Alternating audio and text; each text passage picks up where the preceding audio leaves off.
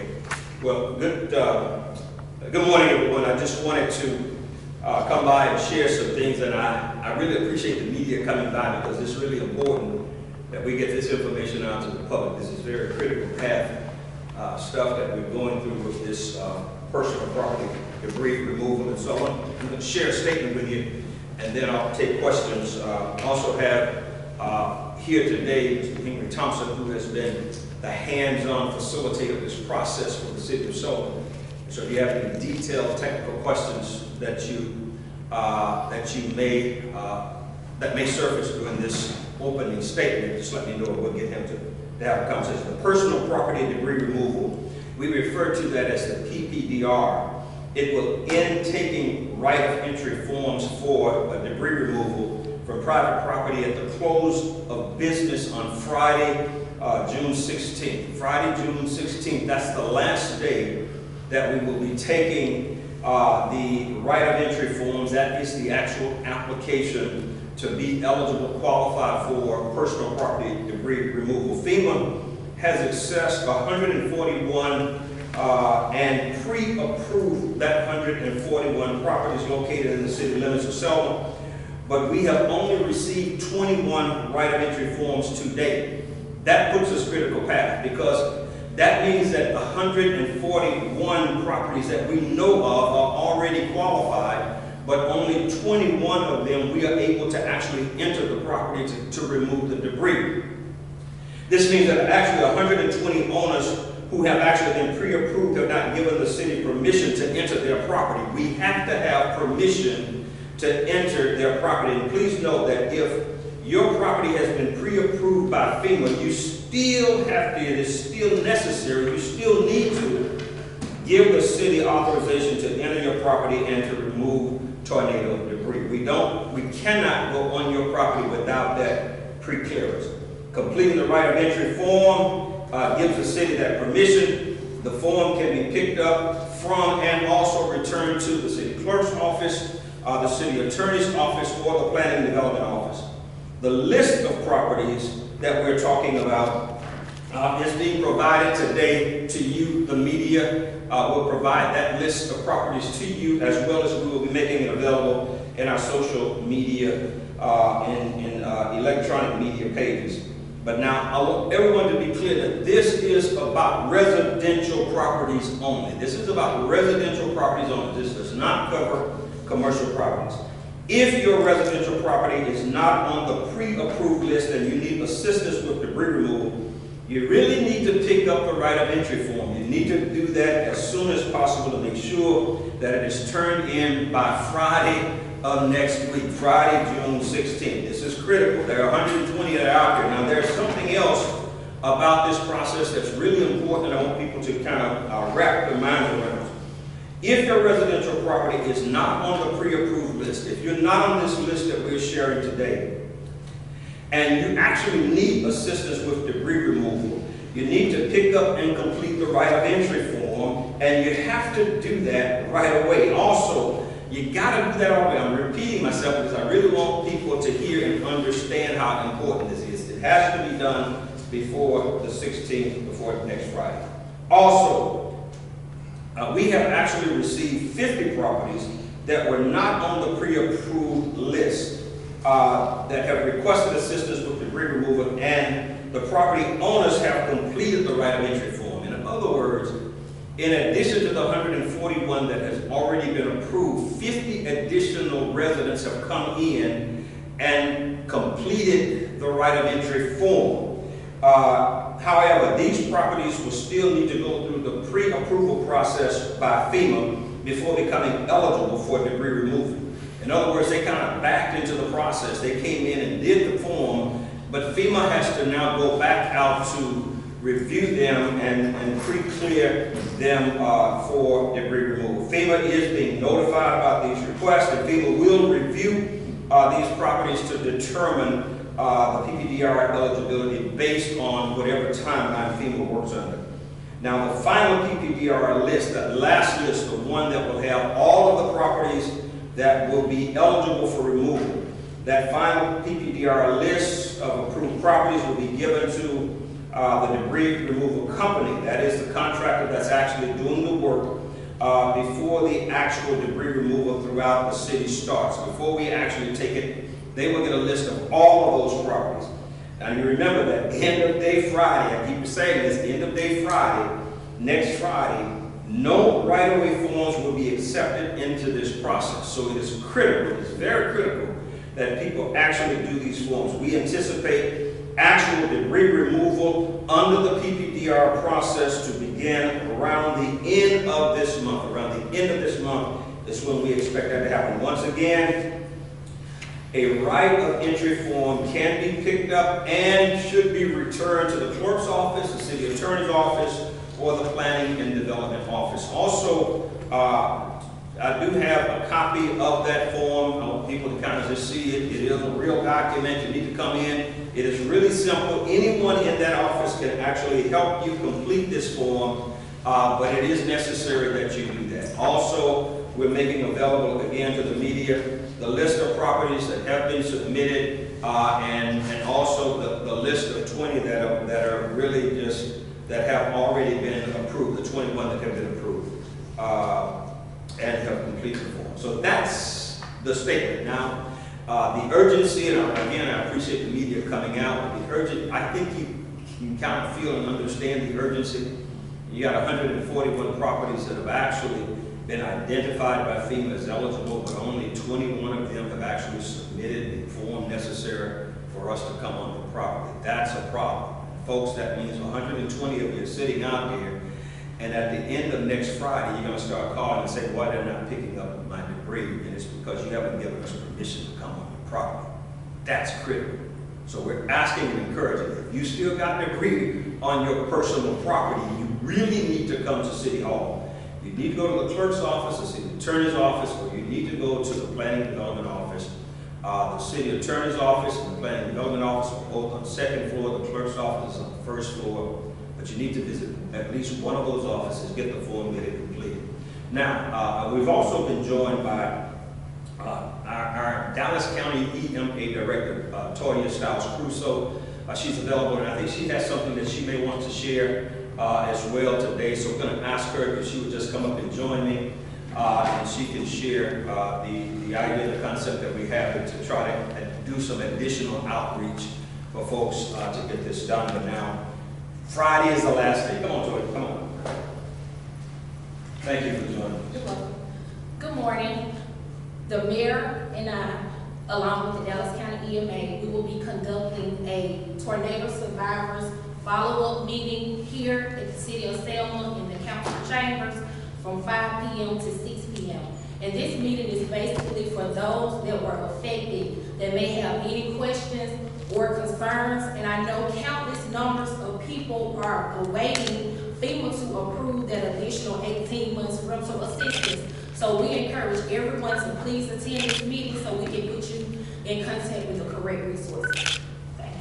Thank you very much. I got to tell folks, it has just been a joy working with Ms. Crusoe. She's been on top of the game and has been excellent in her work, and I just want to thank her again for the work that she's done. At this time, we'll take any questions from the meeting. Yeah, what about now, it almost implies to some extent that the 120 people that haven't signed the forms, what if they have transportation issues? What if they're senior citizens? And what if they've been displaced and they're no longer in the city? Good question, Brandon. How about making a phone call? And if you make a phone call to us, I'll obligate the city. We'll come out and bring you the form so that you can get it filled out. How about that? So what number would you want me to call? Yes, they can call the planning and development office. We will have the forms available, and you can call, and we will see to someone coming out and bring you the form. And if you need assistance in regards to filling that form out, that will be made available as well. But now, give them a phone number. Yes, area code 334-375-3011. now I saw where you have on the other side of the form a space for a witness to witness your signature, and I'm assuming that can be anyone. That's correct. That's correct. That's more under the formality piece. The major issue, we need to get the form. If you want to witness it after you bring it in, the city of Selma employee will be that witness for you. Or the person that's bringing it to the home can do it? If somebody calls you and you go out to them, then the person that's bringing them the form can be the witness? Yes, they will serve under that capacity. Yes, I want to qualify anyone. We prefer somebody 19 or older because the age of majority in Alabama is 19. Okay, all right. And I think the only other thing is, okay, now basically all they're doing is putting their address and their name of the address of the property and their name, right? Majority. There are a few more questions in regards to if you are the homeowner, if you have insurance and other information that FEMA may need later on once they begin doing the actual assessment of the actual documentation. And if there are additional questions, those questions will be coordinated back. But the main thing is to get that form turned in and submitted. Well, one other thing, you said that there were, Mr. Mayor, you said there were 50 people that signed the form that had not been pre-qualified. What if there are people who think that they're qualified, and if they sign the form before the Friday deadline, will they still be able to get in the pipeline if approved? Well, it's like this. It is a two-step process. You have to do the form, and FEMA has to pre-qualify. FEMA has to actually say yes, check that box. And what is actually happening with these 50, they called after the process started, after the pre-qualification process was complete. They called and said, listen, my property is not on the list. So they ended up coming in and filling out the form. But the FEMA still has not gone out to inspect that property to make the determination as to whether the debris that's being targeted was caused by the tornado. It has to be tornado related. That's why FEMA has to come out to do the review. And so that's that process that's still outstanding. But what we did not want to do is we did not want to send FEMA a preliminary list. That's why we need a cutoff date, so that when we send this list in, it is a completed list. This would be the last of all of the properties identified that we need to consider. Is this also a chance, an attempt to get the word out? Because we got almost 200. There are probably more than 200 buildings that need this help. You know what? Properties. That's, if you know, when I sent the message out urgent, we really needed his help to get this word out, because we do consider this to be a critical path issue.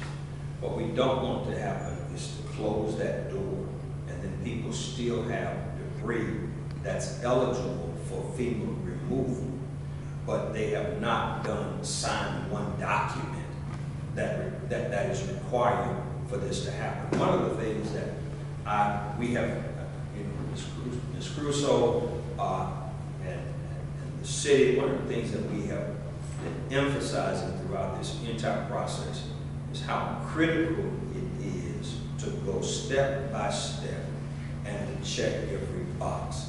Because if we don't do that, then people fall through the cracks, and then they wonder, why is it? It would be a shame if there are 3 properties in the 1700 block of X Street. We go by and pick up 1 and leave 2 because those 2 families did not complete the form. This is all personal property. So whether there was a house on it or it's a vacant lot, if it's personal property, it's eligible. It may be eligible if tornado created the debris. There are a lot of vacant lots that have trees down, but the property owner has to actually complete this form so that we have permission to go on their property. This is not dealing with commercial property. This is only residential. Mayor, if you can, talk a little bit about the fact the city has done its part. What do you think the disconnect is? Well, I think there are several things working. One of the things that the Dallas County EMA director mentioned was the fact that we are planning to have this meeting with the community. I think when this tornado happened, we have to keep in mind that people were displaced. So you can't go by their homes, you can't send them a piece of mail at their home to let them know the next step. And if they're not watching the news, listening to the news, if someone who's watching the news or listening to the news don't say something to them, hey, you need to go by City Hall, have you done this yet? Then they may not be getting the message. Or many of the displaced people are not even in Selma. And so we have to try to consider all of that as we move forward. And that's why it's so important that you are here today to help us deliver this message, help us to get this word out. Talk a little bit about your level of frustration. You can sense it, the sense of urgency. There are many deadlines, and then there are MINI deadlines. Talk about these many deadlines that they have to hit, because if the drop dead date is next Friday, what happens after next Friday if they're not on that list? Well, if you're not on the list, the window, the opportunity for you to get that debris removed pro bono or at no cost to you closes. That window closes. That means that when code enforcement comes by after this is over and your property is not in compliance with city code, you will personally be responsible to getting that property in code. These are issues right now. This is an opportunity for people to actually get this work funded through the city by FEMA. We are paying a contractor to remove this debris. The city will be reimbursed on those payments at 87.5%. The city will cover 12.5% of that reimbursement. But we really want people to take full advantage of this. And there are other benefits and opportunities, and that's what Ms. Crusoe mentioned.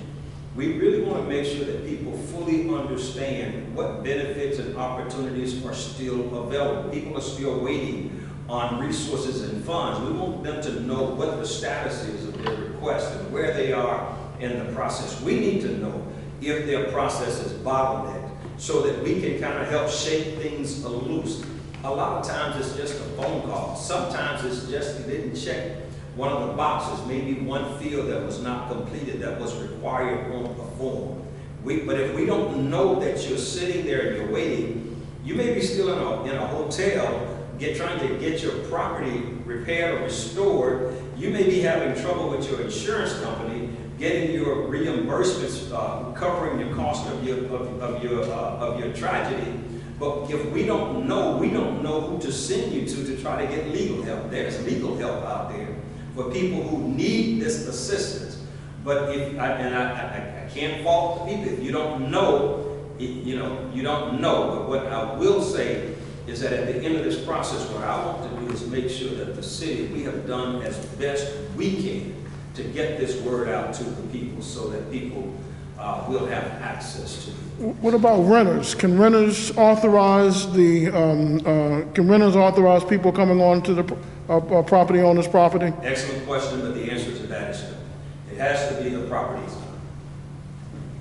owner. And don't they have the property owner, don't they have a responsibility if they've been displaced or the property has been damaged to be on the lookout, to be alert, trying to see what opportunities and things like this that are available to them? I mean, that's a part of personal responsibility, isn't it? It is, and I don't want to get, that is an excellent question. I don't want to get too far in the weeds on issues of code enforcement and things like that, because I really don't want to discuss or to emphasize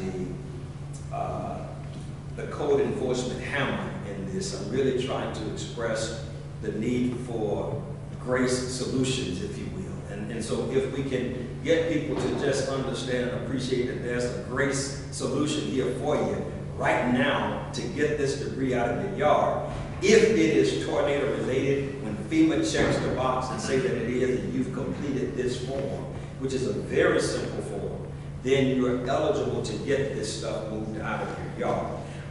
Again, it's residential property only. It is not commercial. It cannot be LLC air property because now it's no longer residential. You understand what I'm saying? So these are boxes that we have to kind of check off to make sure that we get this.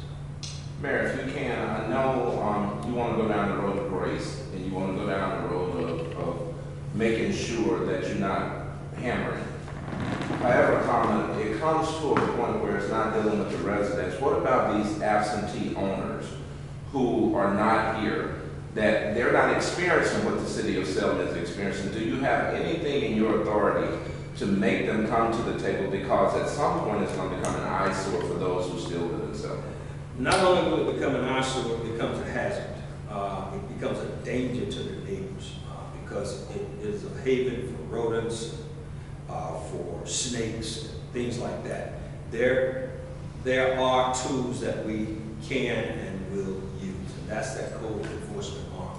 There are some emergency provisions that will allow the city to come in and do this. But once we do it, we're going to bill the property owner for it. And if the property owner doesn't pay the bill, we're going to put a lien on their property. So we're going to be a part owner of their property. But again, I didn't want to go into the details of this regulatory piece, but it is there. And as mayor, I will execute it. I don't want to. That's why I am making a real passionate plea for people to come forward and accept this benefit, this service that we are receiving through FEMA and through the support and assistance of the state. So real quick, Mayor, just to recap, for that person, man or woman who may be watching the news this evening, when they see this newscast, chapter and verse, what do they need to do to make sure that by next Friday, they're in line to make sure that they get the debris moved off their property? I would say if you get this information in the 12 o'clock news today, you need to find your way to City Hall and fill out a form. If you get it over the weekend, Monday morning, as soon as City Hall opens, you need to be down here to complete this form and get this done. I would say that anyone, if you know someone who has, if it's your neighbor, and you know your neighbor is absent, they're not in town, but you know your neighbor has a problem or debris on their property, help us find your neighbor so that we can get your neighbor in compliance, so that we can get your neighborhood cleaned up. These are critical pieces. These are things that the community, you can help us get this done. If you have family members, if you have grandmothers, aunts and uncles, you may have absent property owners. It may be a landlord who's renting property, it got damaged, there's debris on it. The landlord may have filed for insurance, decided to keep the money and not renovate. But the landlord, you really need to understand that at the end of the day, you can either identify this as your own property and we can try to assist you with it, or we will come back and you'll have to pay for it later. You will not be able to leave the city in this way.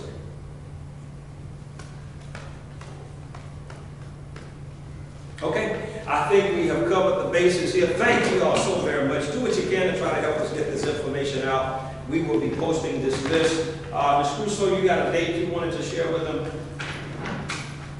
Help us get this information. We will be posting this information on our social media pages and getting it out. And so when you see it out there, folks, I'm talking to the public. When you see it out there, share it with folks that you don't need to have. The meeting will be held June 20th from 5 p.m. to 6 p.m. at City Hall, Council Chambers. Okay. All right. Thank you very much. Thank you very much.